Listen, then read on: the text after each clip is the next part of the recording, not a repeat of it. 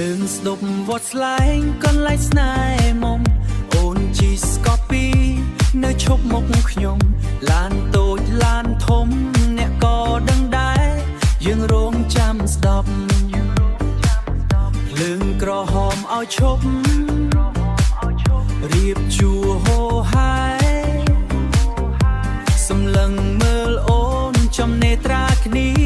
ដិតដាមនិស័យថ្ងៃនេះថ្ងៃស្អែកចិត្តបងប្រាថ្នាចង់បានស្នេហាមកជាប់និស័យទោះបានឃើញគ្នាត្រឹមក្តីស្រមៃថ្ងៃស្អែកថ្ងៃថ្មីយើងនឹងជួបគ្នាទៀតពេលនេះឃ្លាតឆ្ងាយមិនដោយសង្ឃឹម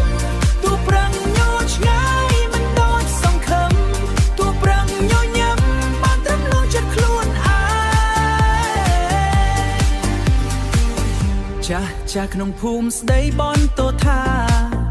កាលពីអាយុ20ឯងមិនរកគូមិនរកគូដនដឹងមករៀបកា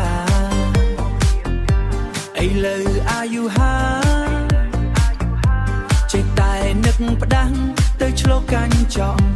មើលមុខឲ្យច្បាស់មុខឡើងកាញ់ចាំងជាងមុខ Daddyលឺគាត់ថាចឹងខ្ញុំចង់រត់ទៅបួតែចិត្តស្រឡាញ់ហួរត្រូវកាត់បែបណាបើសិនស្ដាប់គាត់ខ្ញុំព្រោះស្នេហាបើជានិស័យគង់នឹងជួបគ្នាបើអង្គវេរាយ៉ាងព្រាត់គ្នាចំពោះគូព្រេងមិនព្រាត់គូព្រេងមិនព្រាត់ដុល្លារពងរត់ព្រៀបគ្មានថ្ងៃជួបថ្ងៃនេះថ្ងៃស្អែកចិត្តបងប្រាថ្នាចង់បានស្នេហាមកជាប់និស័យទោះបានឃើញគ្នាត្រឹមក្តីស្រមៃ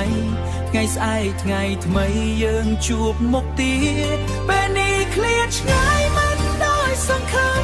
ទោះប្រឹងញូរឆ្ងាយមិនដោយសង្ឃឹមទោះប្រឹងញញឹមបានត្រឹមលួងចិត្តខ្លួនឯង